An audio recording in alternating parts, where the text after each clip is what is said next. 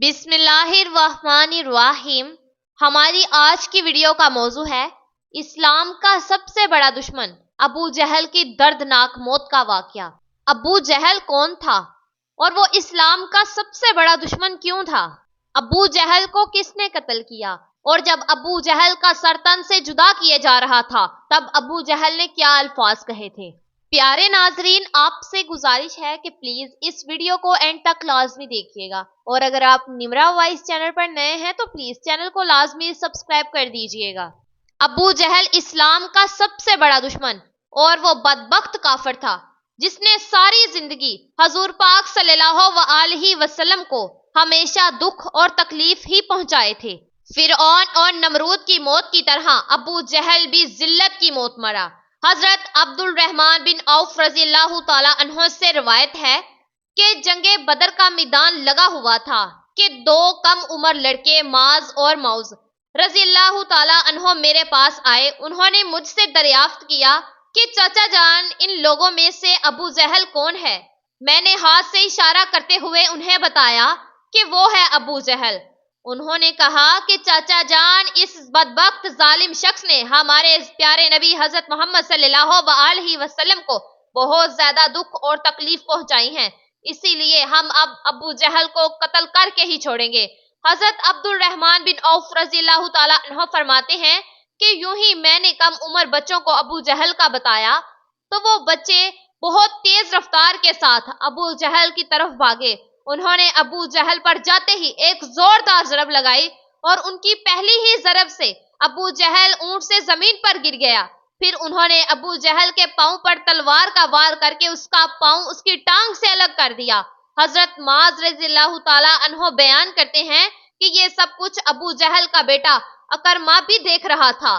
اکرمہ نے وار کر کے میرے بازو کو کاٹ دیا۔ میرا بازو کندھے سے لٹک رہا تھا، پھر میں نے لٹکتے ہوئے بازو کے ساتھ بھی بڑی تیزی کے ساتھ لڑتا رہا۔ جب بازو نے مجھے بہت ہی زیادہ تکلیف دینا شروع کر دیا تو میں نے بازو کو اپنے پاؤں کے نیچے رکھا اور زور لگا کر بازو کو اپنے تن سے جدا کر دیا۔ حضرت معاذ رضی اللہ تعالی عنہ سے مروی ہے کہ میں نے موقع پا کر ابو جہل پر پھر سے وار کیا جس سے اس کے جسم سے خون کے فوارے نکلنے لگے۔ ابو جہل کو موت کے گھاٹ اتار کر یہ دونوں بچے رسول پاک صلی اللہ علیہ وسلم کے پاس جا کر عرض کرنے لگے کہ یا رسول اللہ صلی اللہ علیہ وسلم، ہم نے اس ظالم ابو جہل کو قتل کر ڈالا ہے۔ تاریخ طبری میں یہ بیان کیا گیا ہے کہ ابو جہل ابھی قتل نہیں ہوا تھا بلکہ وہ درد سے چلا رہا تھا، تڑپ تڑپ کر درد سے چلاتے ہوئے موت کا انتظار کر رہا تھا۔ جب جنگ بدر ختم ہوئی تو رسول پاک صلی اللہ علیہ وسلم نے تمام صحابہ اکرام کو حکم دیا کہ ابو جہل کی لاش کو تلاش کیا جائے۔ سب صحابہ اکرام ابو جہل کی لاش کو تلاش کرنے لگے۔ حضرت عبداللہ بن مسعود رضی اللہ تعالی عنہ بھی ان کے ساتھ شامل تھے۔ رسول صلی اللہ علیہ وسلم نے تمام صحابہ اکرام کو ابو جہل کی ایک نشانی بتائی تھی کہ ابو جہل کے گھٹنے پر نشان ہوگا۔ تمام صحابہ اکرام رضی اللہ تعالی عنہ نے عرض کی کہ یا رسول اللہ صلی اللہ علیہ وسلم، ابو جہل کے گھٹنے پر وہ نشان کس طرح سے آیا اور آپ کو کیسے پتا؟ رسول پاک صلی اللہ علیہ وسلم نے فرمایا، ایک دفعہ میں اور ابو جہل عبداللہ بن جدعان کے گھر دعوت میں شامل تھے۔ ہم دونوں میں کسی بات کو لے کر بہت جھگڑا ہوا۔ میں نے ابو جہل کو زور سے دھکا دیا جس کی وجہ سے ابو جہل زمین پر گر پڑا اور اس کے گھٹنے پر گہرا زخم آ گیا۔ وہ زخم تو ٹھیک ہو گیا تھا لیکن اس کا نشان آج بھی باقی ہے۔ حضرت عبداللہ بن مسعود رضی اللہ تعالی عنہ فرماتے ہیں کہ میں میدان میں ہر لاش کو الٹ پلٹ کر دیکھ رہا تھا کہ مجھے ایک جگہ پر ابو جہل زخمی حالت میں نظر آیا۔ میں اس کے پاس گیا تو میں نے دیکھا کہ وہ ابھی مرا نہیں تھا بلکہ زندگی کی آخری سانسیں لے رہا تھا۔ اس کے جسم سے خون کے فوارے جاری تھے۔ پھر میں رسول پاک صلی اللہ علیہ وسلم کی بتائی ہوئی نشانی کو دیکھا تو مجھے یقین ہو گیا کہ یہی ابو جہل ہیں۔ میں نے اس کی گردن پر اپنا پاؤں رکھا اور زور سے گھسیٹنا شروع کیا تو وہ درد کے مارے چیخنے لگا۔ میں نے ابو جہل سے مخاطب ہو کر کہا کہ اے خدا اور اسلام کے سب سے بڑے دشمن، دیکھ اللہ نے تجھے کس طرح ذلیل و خوار کر کے رکھ دیا ہے۔ ابو جہل مجھ سے کہنے لگا کہ اس میں ذلت والی آخر کیا بات ہے؟ میں تو اس آدمی سے بدلہ لینے کے لیے یہاں آیا تھا جس شخص کو تم لوگوں نے قتل کیا۔ اس نے مجھ سے دریافت کیا کہ بتاؤ اس جنگ میں فتح کس کی ہوئی؟ تو میں نے کہا کہ اس جنگ میں فتح اللہ تعالیٰ کے سچے رسول صلی اللہ علیہ وسلم کی ہوئی۔ پھر اس نے کہا کہ اے ابن مسعود، چرواہا تو بہت ہی اونچی جگہ پہنچ گیا ہے۔ دوسرا قول یہ بیان کیا جاتا ہے کہ حضرت عبداللہ بن مسعود رضی اللہ تعالیٰ عنہ نے بیان کیا کہ میں نے ابو جہل سے کہا کہ تیرا قاتل میں ہوں۔ ابو جہل نے کہا کہ نہیں، تجھ سے پہلے مجھے کوئی قتل کر گیا ہے۔ ایک اور قول میں یہ بیان کیا گیا ہے کہ جب ابن مسعود رضی اللہ تعالیٰ عنہ ابو جہل کے سینے پر بیٹھ کر کہنے لگے کہ اے اسلام کے بدترین دشمن، تم تو فرعون سے بھی زیادہ بدبخت کافر نکلے ہو۔ فرعون نے پھر بھی مرتے وقت اپنی غلطیوں کو مان لیا تھا کہ میں ہی غلط ہوں، لیکن تم تو مرتے ہوئے بھی اسلام کے خلاف بکواس کر رہے ہو۔ یہ سن کر ابو جہل نے جواب دیا کہ اپنے آقا محمد صلی اللہ علیہ وسلم کو جا کر میرا یہ پیغام دے دینا کہ ابو جہل تو اس دنیا سے چلا گیا ہے، لیکن وہ یہ پیغام دے کر گیا ہے کہ محمد صلی اللہ علیہ وسلم کا سب سے بڑا دشمن میں ہی ہوں۔ ابو جہل کی زبان سے یہ لفظ سن کر میں نے ابو جہل کی تلوار پکڑی اور اسی سے اس کے جسم سے اس کا سر جدا کر دیا۔ فرماتے ہیں کہ میں نے جسم سے سر کو جدا کر کے نبی اکرم صلی اللہ علیہ وسلم کے پاس لے کر گیا۔ میں نے رسول پاک صلی اللہ علیہ وسلم کی بارگاہ میں ابو جہل کا سر پیش کرتے ہوئے عرض کی، یا رسول اللہ صلی اللہ علیہ وسلم، یہ لیجئے ابو جہل کا سر۔ تو رسول پاک صلی اللہ علیہ وسلم نے فرمایا، قسم ہے مجھے اس ذات کی جس کے قبضے میں میری جان ہے، بے شک یہی ابو جہل کا سر ہے۔